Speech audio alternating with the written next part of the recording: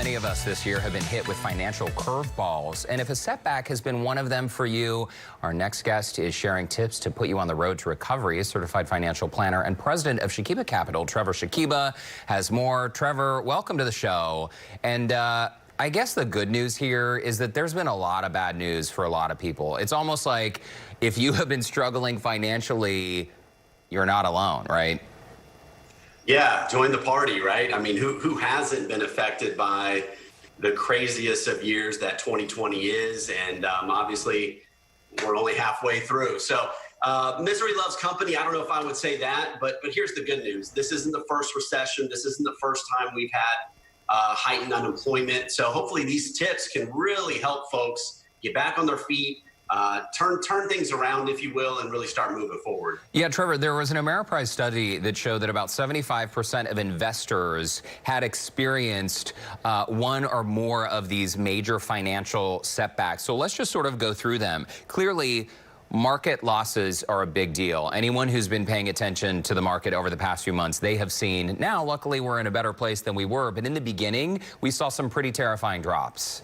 Yeah, terrifying is the right word. To see the market go down 35% in literally 1 month, that's unprecedented. And the thing I liked about this study was it really helps folks know that this has happened before. Now, how do we start digging out? So yeah, volatility is a part of the market. So you probably saw your investment accounts and 401ks go down dramatically. Usually the best thing to do there is nothing except potentially look at your risk tolerance and your financial goals. Remember, that's what you mainly want to be focused on, is are you on track to achieve those most precious financial goals? The other thing I say here, Derek, is don't mix up volatility, which is the market going up and down, with permanent losses. Just because it's down doesn't mean it's going to be down forever. And I think that point cannot be stressed enough. When things are fluctuating, it does not mean you are doomed, right? You always remind us that it is a marathon, not a sprint.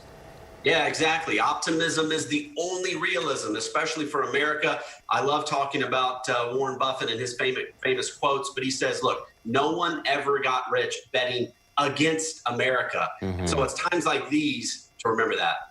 Amen, brother. All right, let's talk about a scenario that a lot of people, surprise, there was a pay cut. We've heard a lot about these job losses, right, Trevor? But so many folks have actually taken a pay cut. We have friends here in Houston who took a 15% pay cut. That's a hard pill to swallow for a lot of folks, and just highlights the need for an even stronger cash reserve, right? Yeah, exactly. And look, we've been doing this for 3 years now, and I've been talking about a cash reserve. So if you didn't believe it then, you've got to believe it now. So look, the point here, just like we talked about last week, is what is the net amount? That's the critical component. It's going to be less, but what is it that's actually hitting your account so you can adjust? If you don't have a cash reserve, how can we get one? And really what I mean by that is we may have to take some drastic measures, sell some stuff. You need to be liquid. So free up additional cash by all means necessary and get through this, right? That's the whole point of having a cash reserve.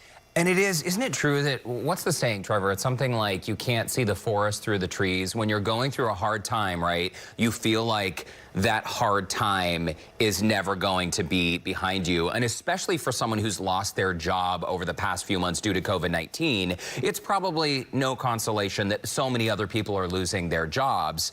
But there are options, right? I mean, there are options from the CARES Act, unemployment to 401k. People don't have to feel like this is the end of the road.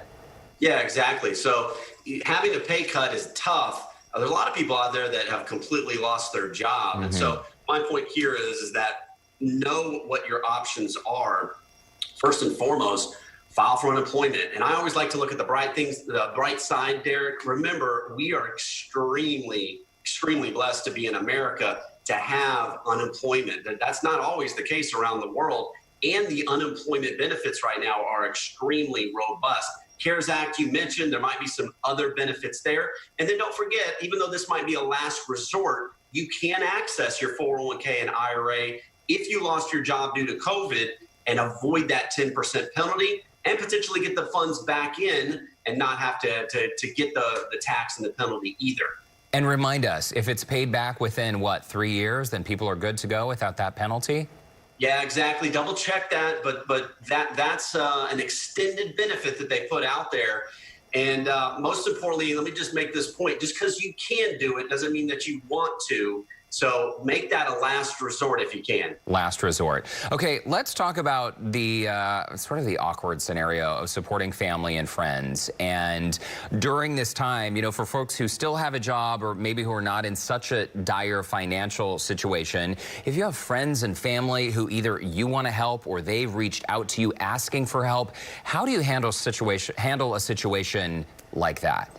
Yeah, and I put this one in here specifically. It was also in the study, but this is common, right? People are in trouble, you want to help, but look, you got to ask the difficult question here: is can you financially do this? So the analogy is, if you've got holes in your boat and you're sinking, this isn't the time to try and plug someone else's boat, or you're all going down. So that's tough, but you can't destroy your own financial situation. And look, here's the other really key point: make sure you know if it's a loan or if it's a gift. If it's a loan, you know, you're expecting to get it back, maybe over a specific period of time with interest, maybe. But if it's a gift, you got to know that going in, which is okay. Just make sure you clarify. Yeah, that's an excellent point, because a lot of those loans might not get paid back. Hey, we're tight on time, but your last tip is just avoiding these bad financial decisions, like cashing in everything because you're afraid, or, I don't know, racking up a ton of credit card debt. Yeah, basically, don't make a decision based on emotion or panic. The biggest one I see is people selling based on emotion. We saw that this year, and then the market recovered so quick. So try to take yourself out of that. Talk to someone, level your emotions, make good decisions moving forward. But hey, we're going to get through it. We'll get through it, and recovering financially does take some time. That's a good reminder as well. Trevor Shakiba, thanks so much for your time. Good to see you. Yeah, you bet. Have a great weekend. And as always, if you would like to connect with Trevor, you can visit ShakibaCapital.com.